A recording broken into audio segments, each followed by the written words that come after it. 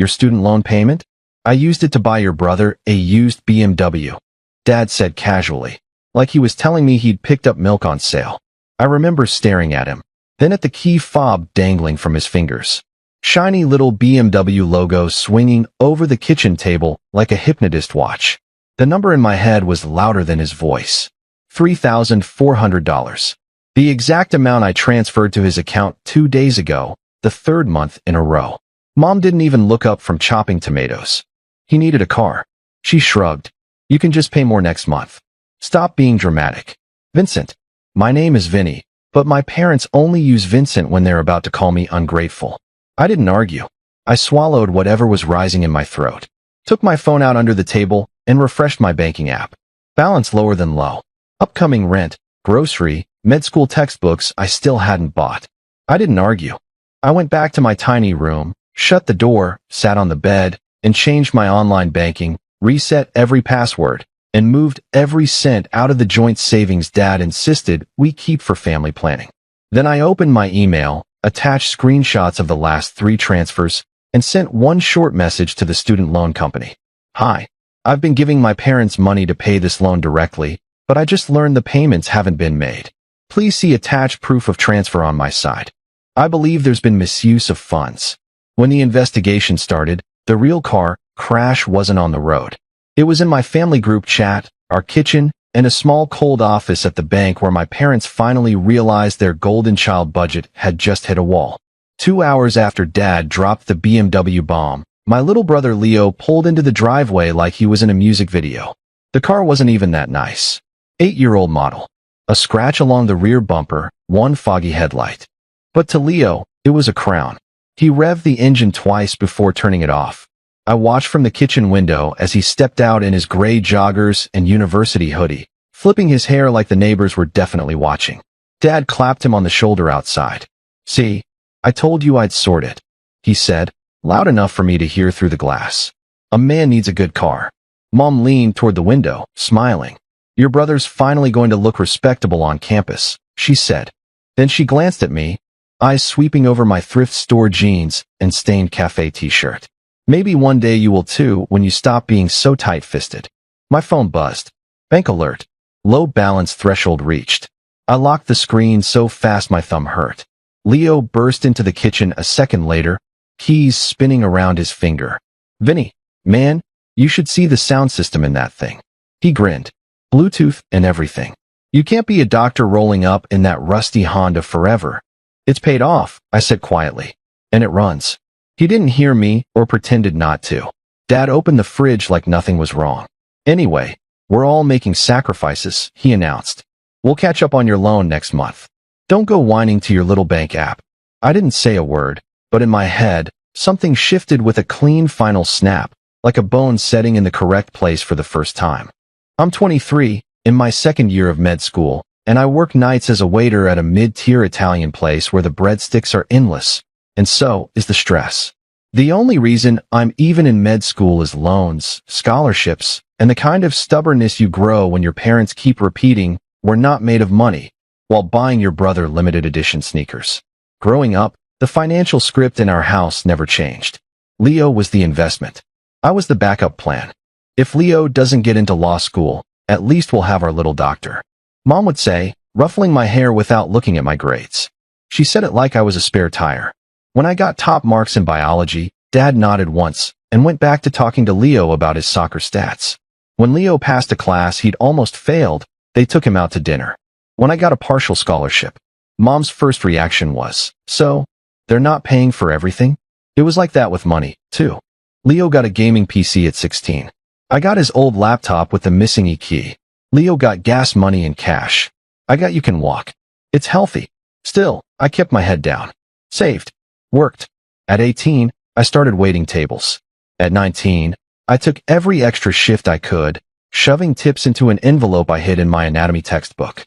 My high school friends were buying festival tickets. I was buying secondhand flashcards. Then came med school acceptance. Dad's first words weren't, "I'm proud of you." They were, "That's a lot of debt, Vincent." Mom's second words were, "Well, your brother can't take on that kind of stress. So, this better not affect our ability to help him if he needs grad school." That help never existed for me. Still, they did offer one thing. Dad said he'd handle the logistics of my student loan payments. Interest rates are tricky, he said, leaning back like a financial guru. I know how to talk to banks. Just give me the money each month, and I'll pay it directly. No need for you to worry while you're studying. I wanted to believe that was a form of care. So I did. First year, I gave him cash. Second year, I started doing transfers cleaner, easier with little notes in the description line. Loan payment March, April loan, May student loan. I never missed one. I juggled double shifts, came home smelling like garlic and espresso, and watched four-figure amounts leave my account every month while my classmates joked about just asking Dad to top it up. I thought this was my version of that. Parent help just reversed. They didn't pay for my education. I paid for it and trusted my father to hit submit payment on a website. That was the system. It worked until it didn't. The pattern, once I started looking back, was actually simple. Me giving, them taking, reframing it as family duty, then acting offended if I hesitated. It wasn't just the loans. There was the time Mom borrowed my emergency fund when the washing machine broke. You're young, she said. You bounce back faster than we do. She never paid it back. The time Leo's trip deposit was accidentally charged to my card because Dad mixed up the numbers. When I noticed, he waved his hand. Stop being so petty. Your brother needs to network. The time my car insurance mysteriously doubled because Dad had added Leo temporarily to my policy to build his driving record. Every single time I protested, it turned into a morality play. Mom, you know we'd do the same for you. They wouldn't. Dad, we're a family, not roommates keeping score. Leo, relax. You're going to be loaded as a doctor anyway. It was like trying to argue with a group chat.so when I started med school, exhausted and terrified, and Dad said he'd take one thing off my plate, the loan payments. I let him. Every month, like a ritual, I checked my statement. I moved $1,100 to $1,200 to his account. I texted sent for loan. He replied with a thumbs up emoji. I never logged into the loan portal. I was juggling exams, lab work, night shifts. My brain was a browser with 40 tabs open and a podcast playing somewhere. If Dad said paid, I believed him. Then about 4 months ago, I got an email I almost ignored. Subject line, important delinquency notice. Student loan account. I was between tables at the restaurant, my apron pocket buzzing. I opened it on autopilot, expecting some generic update. Instead, I saw, your account is now 60 days past due. Immediate action is required to avoid default status and potential impact on your credit. That I read it 3 times. 60 days, but I'd sent money for the last 2 months, in full, on time, early even. I stared at my phone at the neat little list of previous payments at the bottom of the email. The last recorded payment from my account was 3 months ago. My chest tightened. I in the bathroom. The smell of cleaning spray burning my nose. I checked my banking app. There they were. Loan payment June, $1,100 to Dad. Loan payment July, $1,150 to Dad. I scrolled back. Loan payment May, $1,100 to Dad. Loan payment April, $1,150 to Dad. My hands were suddenly slick with sweat. That night, I asked Dad casually, "Hey, did the last loan payment go through?" I got an email. He didn't even look worried. "They always send scary emails," he said. "That's how they keep you paying. Don't obsess." "Yeah, but it says I'm 2 months behind. Probably a glitch. I'll call them." He turned the TV volume up. Conversation over. I wanted to push, but he was already shaking his head like I was annoying him. "You don't trust your own father now." So I folded again. 2 weeks later, I sent the next payment. $1,150. Description, August loan. I told myself the email was a mistake. That adult life was messy, banks were confusing, and Dad knew more than I did. Then came today. I was leaving the simulation lab when Dad called. "Swing by the house after your shift," he said. "We've got a surprise for Leo." I was tired, but I went. I stood in the kitchen while Dad poured himself coffee like it was just another day. He looked pleased with himself, the way he did when his team won a game. "So about that last transfer," he said, practically winking. "We did a little reallocation." "Reallocation?" I repeated. He sighed like I was slow. "Your brother's been taking the bus like some random person. It's embarrassing." The boy needed wheels. Mom sliced tomatoes harder. What kind of parents would we be if we left one son to suffer just because the other one is being selfish about some numbers on a screen? Numbers on your student loan payment, Dad finally said. I used it to buy your brother a used BMW. He said it casually, like a clever life hack. My ears rang. What about the loan? I asked. My voice sounded thin, like it was coming from the hallway. We'll deal with it next month. He waved me off. You worry too much. You're in med school. You'll make it back in, 1 month of salary. Mom finally turned, knife in her hand, eyes annoyed. Honestly, Vincent, the way you cling to money is ugly. Your brother needs a leg up. You have your degree. You'll be fine. I'd heard versions of those sentences my whole life. This time, they didn't land the same. This time, I saw them for what they were. Not confusion. Not generational differences. Just theft. Entitlement dressed up as parenting. My phone buzzed again. Another email from the loan company filled the top of my screen. Notice, your loan is now 90 days past due. 90. My brother whistled from the driveway. The BMW engine purred. The last straw wasn't the car. It wasn't even the money. It was the way Dad smiled as he said it. Like I should be proud he'd managed to convert my future into a down payment on Leo's Instagram aesthetic. That was the exact moment something in me stopped begging to be seen as the good son and started calmly, mechanically building an exit that I didn't make a speech. I didn't flip the table or scream or demand apologies. I walked to my room, closed the door, and sat on the edge of my bed with my laptop. First, I opened my banking app. Joint family savings account, $2,378. Mostly my tips from the last few months, parked there because Dad said it looked better to the bank when everything was together. My personal checking, $214. My pathetic savings, $63. I moved everything out of the joint account in 3 taps. Transfer, $2,378. A message popped up.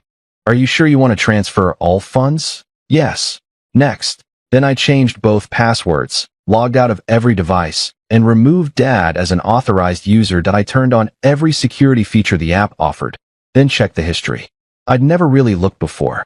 There they were, monthly transfers from my checking to the joint account. And from the joint account, everything else. $600 to a dealership last week. $350 to an electronics store 2 months ago. $120 online purchase with Leo's name in the memo. Nowhere in the last 3 months was a payment to my loan company. My stomach twisted. I took screenshots of everything. Next, I logged into my loan portal. I had to dig up the original welcome email from my first year. Password reset. Security questions. Mother's maiden name. The irony stung. When I finally got in, the dashboard hit me like cold water. Status, delinquent. 90 days. Payments stopped exactly 3 months ago. Every page screamed action required. I took more screenshots. Then I emailed the loan company. No overthinking. I explained that I'd been transferring money monthly to my parents, believing they were paying the loan, and attached proof. I asked to dispute the delinquency and set up direct payments. I hit send. Only then did I walk back into the living room. Dad was watching a game. Mom was showing Leo car accessories. I told them calmly that the loan was 90 days delinquent and the payments were never made. Dad brushed it off as a glitch until I mentioned the dealership charge. His face flickered, then hardened. We'll pay it next month, he snapped. It's our money too. I told them I'd moved my money out of the joint account, changed passwords, and removed their access. Then I said I'd emailed the loan company and sent proof. The room went silent. Mom hissed that I was going to ruin everything. Dad demanded I email back and call it a gift. I said no.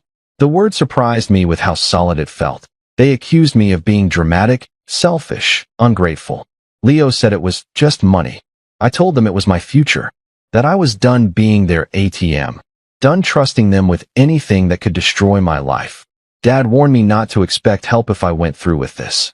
I looked at him and said quietly, I never had your help, only your bills.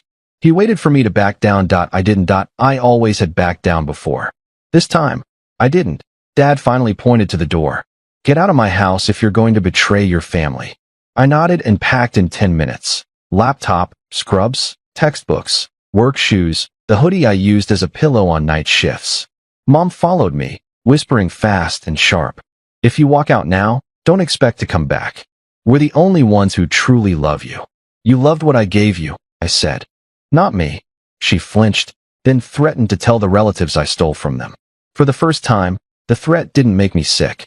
Tell them whatever you want, I said. I'm done explaining. I walked out. At the curb, I blocked the family group chat. The silence felt unreal. The fallout wasn't dramatic. Just emails, hold music, and paperwork. 2 days later, the loan company paused collections while they reviewed my proof. A rep set me up on an income-driven plan. Fees shrank. The red warnings turned green. From now on, keep full control of your payments, she said. I already knew. Housing sorted itself. Maya's couch, then a tiny studio near the hospital. Cracked tiles, noisy pipes, used mattress. Broke, scared, but light. My money was finally mine. Leo texted once, asking me to call it a misunderstanding. I didn't reply. Before cutting contact, I sent one last message. I'm protecting my future. You used my loan payments and lied. Don't contact me unless you acknowledge it and explain how you'll fix it. There was no reply. Weeks passed. I paid my loans directly. Every payment felt like a small win. Sometimes I'd see Leo post the BMW, new rims, new tint. The anger faded. My studio, my textbooks, my life. No invisible hands. Near the end of the semester, Leo emailed. He'd seen the missing payments. I was right. They used the money on his car and other things. No apology, no offer to help. But for the first time, someone said, "You were right." I archived it and moved on. My parents still haven't admitted anything. Maybe they never will. But my loan is current. My accounts are locked. My future belongs to me. The lesson is simple. Don't hand control of your finances to family. Pay lenders directly. Use autopay and two-factor security. Put everything in writing. No one will protect your future the way you will, especially when family is involved.